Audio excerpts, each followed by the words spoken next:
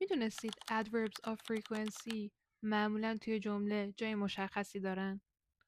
adverbs of frequency یا همون قیدای تکرار مثل always، sometimes، never، often اینا معمولا جایگاهشون توی جمله بسته به جملهمون مشخصه. اگه جملهمون یه جمله ساده باشه با یه main verb یا همون فعل اصلی، اون موقع باید adverb of frequency قبل از فعل اصلی بیاد. این جمله رو داشته باشین: I always eat breakfast.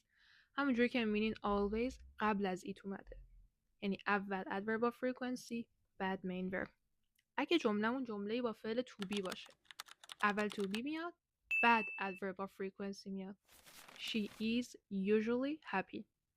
و در آخر جمله هایی که فعل کمکی دارن، فعل کمکی مثل can، will، یه جاهایی have، اونجا adverb of frequency بعد از فعل کمکی یا همون auxiliary verb میاد و قبل از main verb میاد. مثلا You can always ask me for help. Can always ask me. بین can و ask اومده. اگه expression of frequency داشته باشیم چه تفاوتی ایجاد میشه؟ مثل twice a month، once a week. اینو براتون تو کپشن نوشتم.